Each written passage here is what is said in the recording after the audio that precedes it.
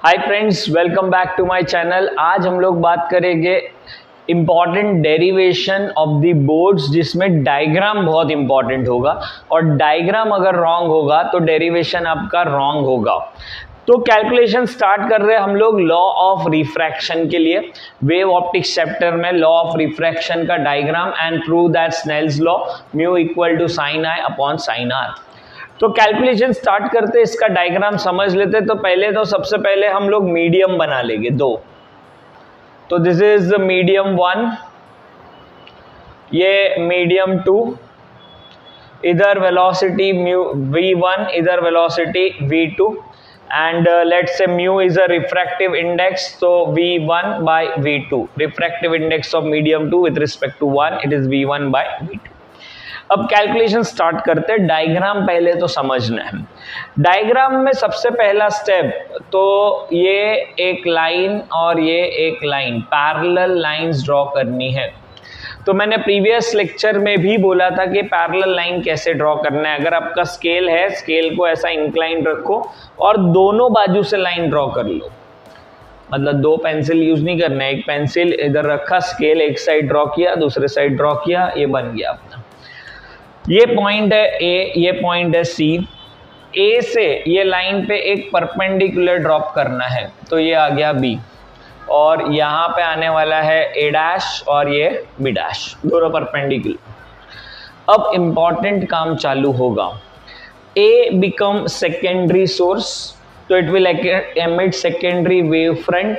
तब तक B C तक पहुंचने वाला है, लेकिन क्योंकि ये मीडियम 1 रेरर मीडियम है, इधर वेलोसिटी ज़्यादा होगा, इधर वेलोसिटी कम होगा, तो आपका काम क्या है, ये बहुत इंपॉर्टेंट पॉइंट है, हाईलाइट कर रहा हूँ मैं।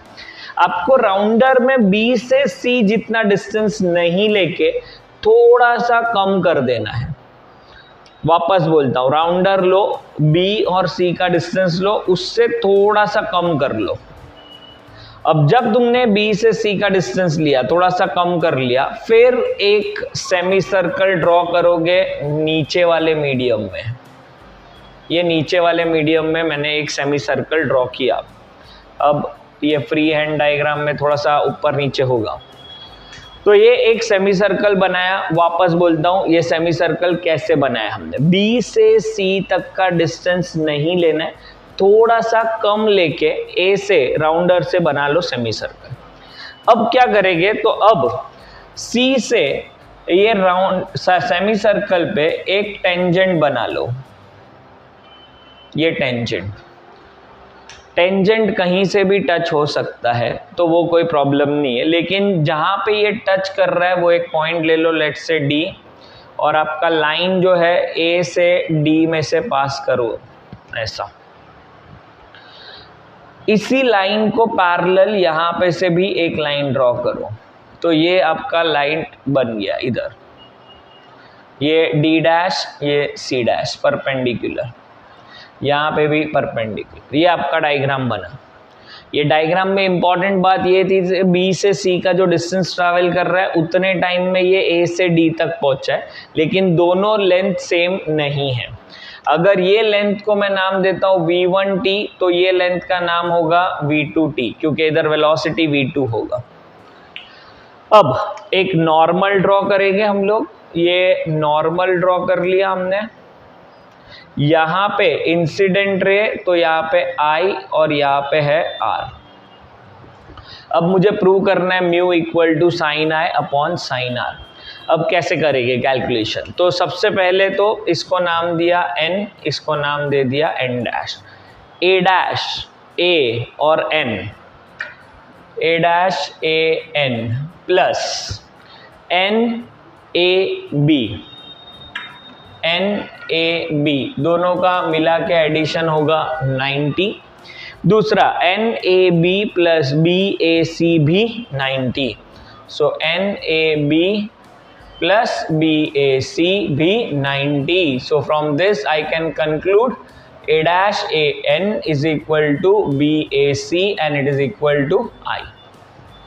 तो यहाँ पे एंगल I प्रूव किया मैंने, तो यहाँ पे भी प्रूव कर दिया कि ये एंगल I है।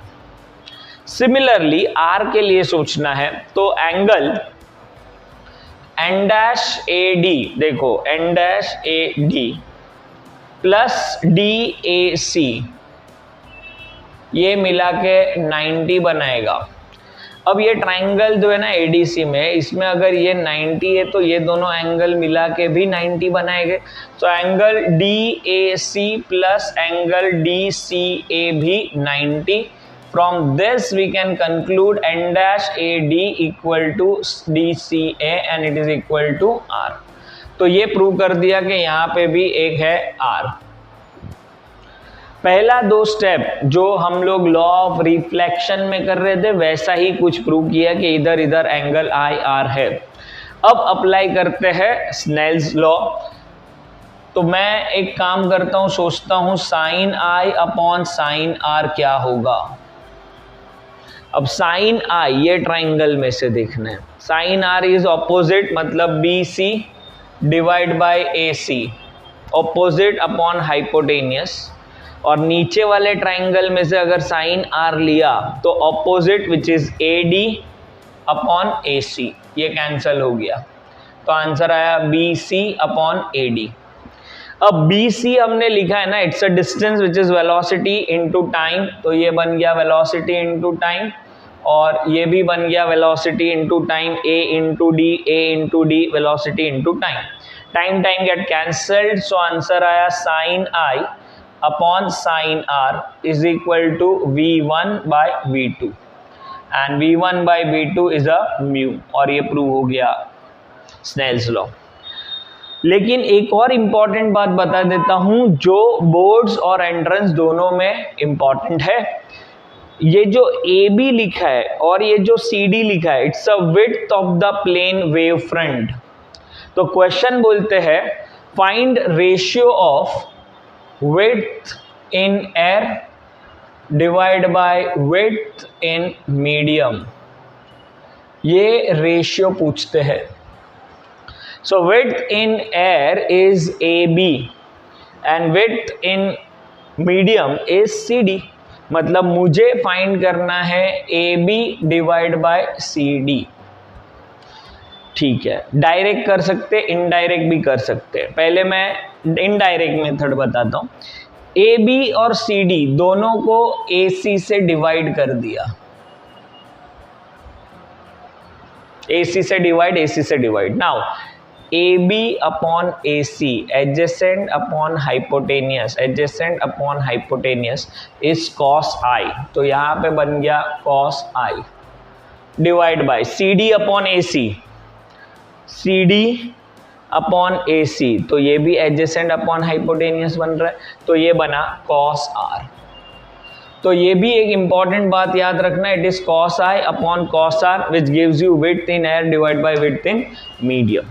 सो it was about law of refraction. Diagram कैसे ड्रॉ करेंगे और कैलकुलेशन। डायग्राम में इंपॉर्टेंट पार्ट दोनों का विड्थ अलग दिखना चाहिए, बेंडिंग दिखना चाहिए, तो ही करेक्ट देंगे, अदरवाइज इसका मार्क्स नहीं मिलेगा। अगर आपने बराबर लिखा है उसका मार्क्स मिलेगा, मार्क्स डिडक्ट होगा। तो ऐसी कुछ इंटरेस्टिंग बातों के लिए देखना पड़ेगा next video. For that stay tuned.